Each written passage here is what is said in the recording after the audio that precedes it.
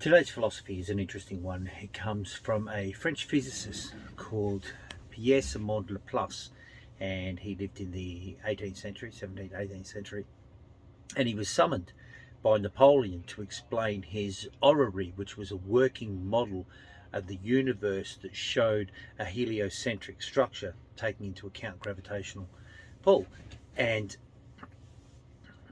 when Napoleon saw it, he remarked that he didn't seem to see a god in the explanation, and Pierre-Simon Laplace said, "Je ne sais pas besoin de cette hypothèse."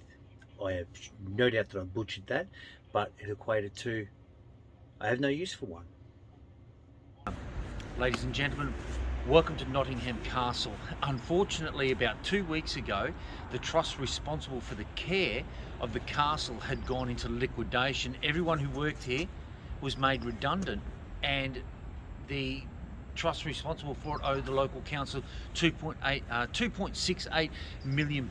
So we came all the way here and it's closed, but we are going to get a magnificent view of the building from the outside and the cliff face on the other side, which looks amazing as well. It is a Norman castle, and construction started in 1068, so it's from the medieval period, and it constantly had additions made to it up until the end of the medieval period and even into as late as 1800. So we're going to have to just settle for a walk around today and look at the great statue downstairs.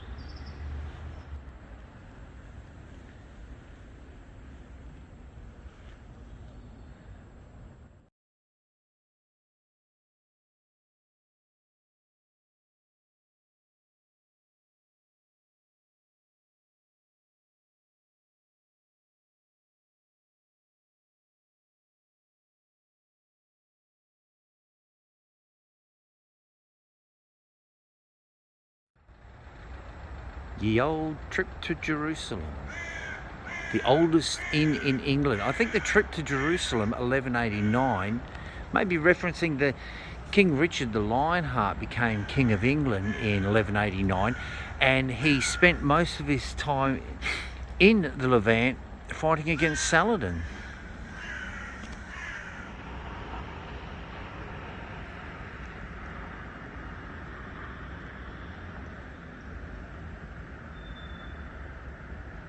Nottingham Castle is built on this massive rock.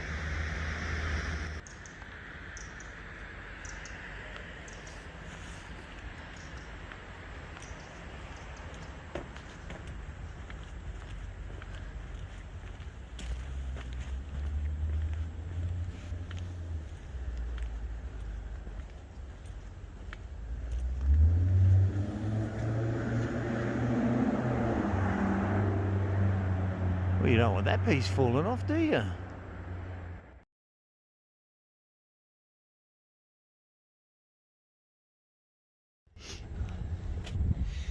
Welcome to Pontefract Castle. This is an amazing castle. It was apparently one of the largest castles in the United Kingdom at one stage. It's a medieval castle built in 1170, and it was gifted by William the Conqueror to the de Lacy family for their support during the Norman invasion. By the time it'd been passed down through generations, it ended up with John de Lacy. He was present at the signing of the Magna Carta. Remember when we went to Runnymede and we looked at the Magna Carta? This here is an earthen motte, and if we come up right up here, we get the elevation we can see for miles around the town of Pontefract. And this down here was the original bailey, which is also considerably elevated in relation to the surrounding township.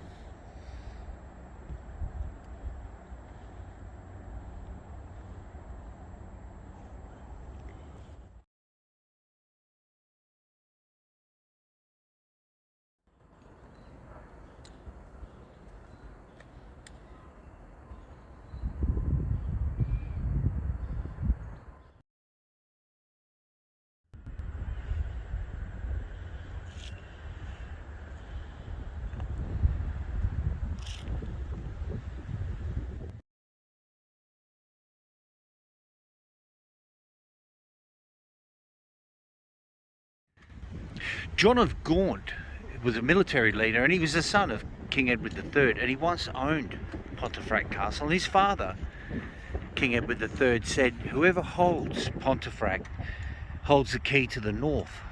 Well, we are considerably north of England, and I guess he knew what he was talking about, because King Edward III was the one who started the 100 Years' War when he was trying to claim land that he believed belonged to him in France. So Pontefract originally had 4 main circular towers. It had a north, east, south and west, and what we're standing on here is the closest to one that's remaining. There are stones down here, so the wall would have been right here and it headed around in this direction.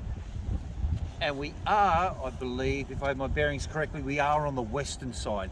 Pontefract Castle became significant again during the English Civil Wars, when in 1645 the parliamentarians laid siege to the castle, though they opted to just starve them out.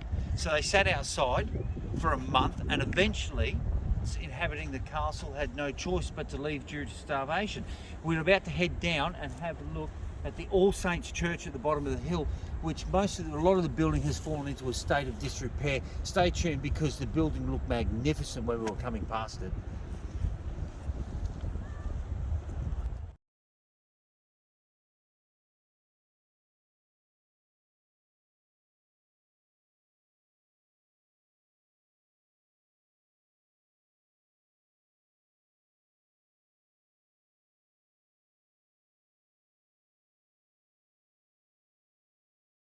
This is All Saints Church in Pontefract, down the hill from Pontefract Castle, just up there behind us. The building was built in the 13th and 14th century, and come the 16th century, in 1645, during the English Civil War, the roof was ripped off the building when Pontefract Castle was under siege by the parliamentarians, and the roof got ripped off. That means that for 380 years this has been standing with no roof on it, which is an extraordinary effort when you have a look at the walls. They are thick, they are very strong, but 380 years is a very long time.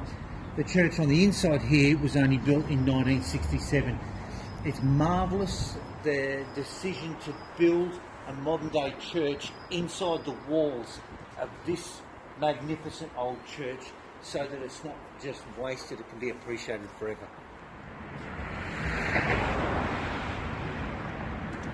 Much to our surprise, when we walked around the back of this church, you come around and they have built the whole entire new church inside the ruins of this magnificent structure. It's huge.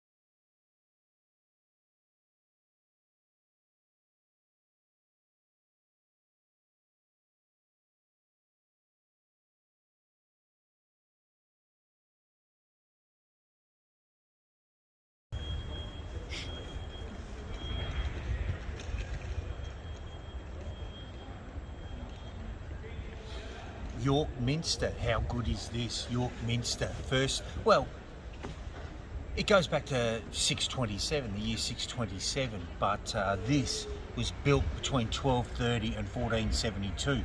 So it's in the medieval period. It's 159 metres long. That's over 1.5 times the length of a rugby field. It is 80 metres wide, that's wider than a rugby field, and the nave is 30 metres high and 30 metres wide. This is a monstrous building, the largest Gothic building in Europe. Now, according to the town map here, sorry we didn't get here during the daytime so you could see it better, we're disappointed ourselves. We are standing down here at the front, underneath the towers. We're going to do a big walk around, see as much as we can, although it's very dark here at the moment.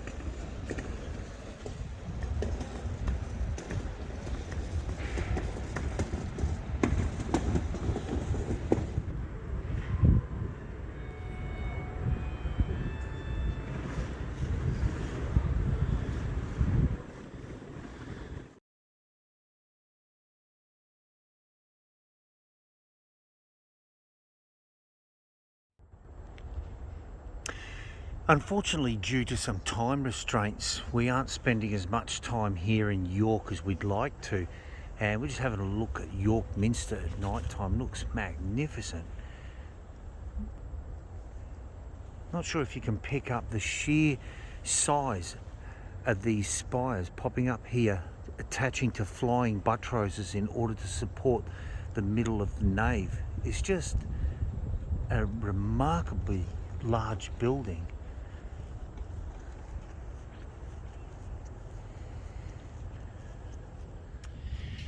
I wish I knew more about this cobblestone road as to whether it's 100 years or 1,000 years old, but unfortunately I have no information on that yet.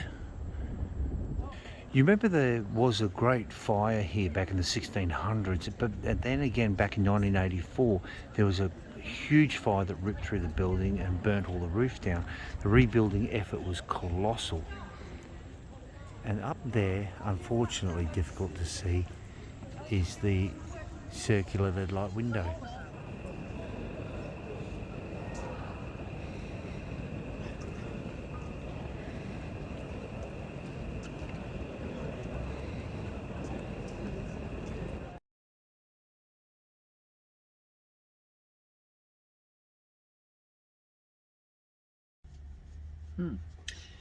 I wonder what happened on this day in history.